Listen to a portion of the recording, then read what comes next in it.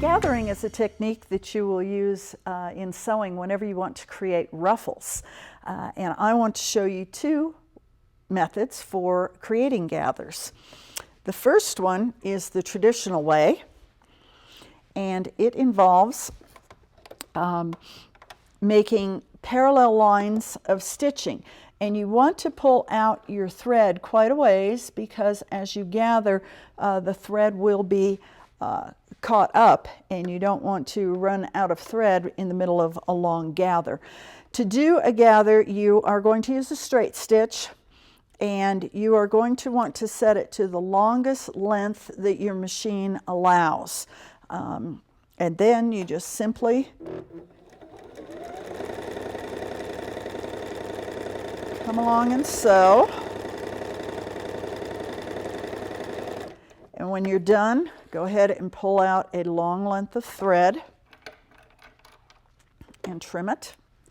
And then you're going to come back and make another row of gathering stitches, about 1/4 to 1/2 of an inch away, depending on what you're making.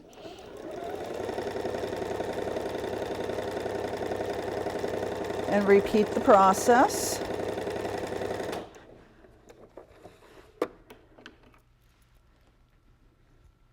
And cut a long length. At one end, you can tie off an end, but the longer your stretch of gathers are, the better it is to have access from both sides. On a piece this short, you probably can tie it off and just go from one end. But if you're doing yards and yards and yards, let's say for a curtain or a tablecloth, or even a full skirt like a square dancing skirt, or the gathered skirt, tiered skirts that are popular today, you're going to want to keep your options open. So you're going to come and just take one level here. You can kind of see where the bobbin thread is pulling up right there.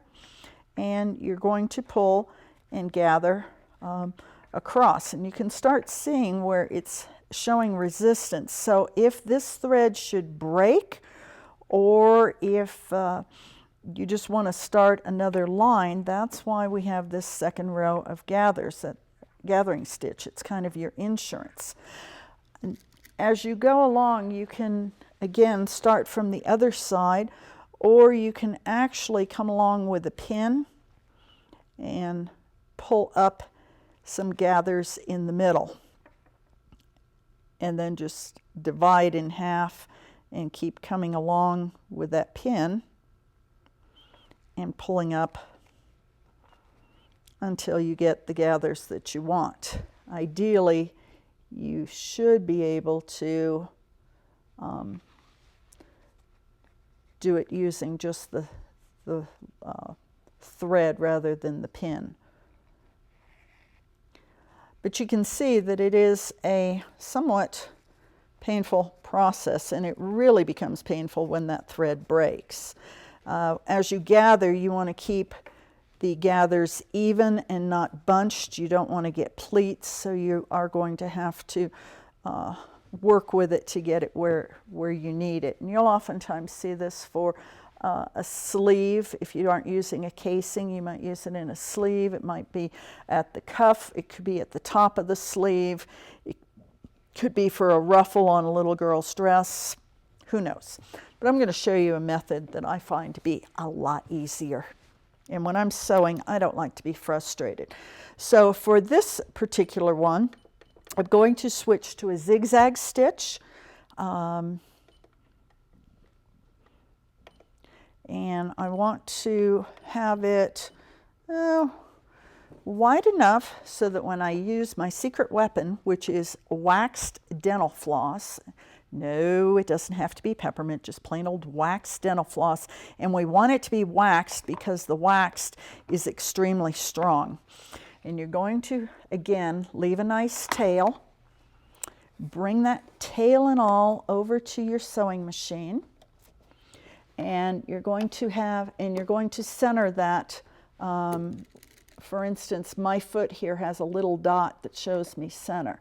So I can center it, and then my zigzag stitch is going to go to either side of it. So I don't want that zigzag stitch to be tight. So I'm going to hold everything. And I don't want it to be a tight, close together zigzag. I want it to have some room here. And I'm going to just stitch all the way down here. And the big key is I don't want to stitch the dental floss, because if you do, then it's not going to gather for you.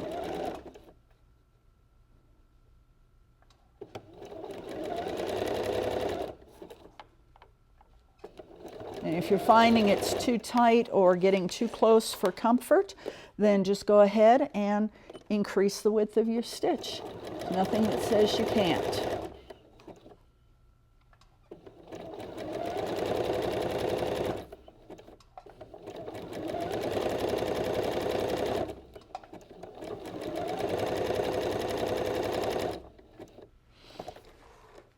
Go ahead and take it off. Go ahead and leave yourself a long tail of the dental floss. And then you simply pull the dental floss all the way across. You might want to put a knot on one side to stop it. But I think you can see that this is a lot easier method of creating nice gathers than trying to work with 2 rows of stitches. And just like that, I have gathers. When I get it to the length that I want, I can go ahead and tie it off or pin it, and then adjust my little gathers to however much I want. And eureka, we're done.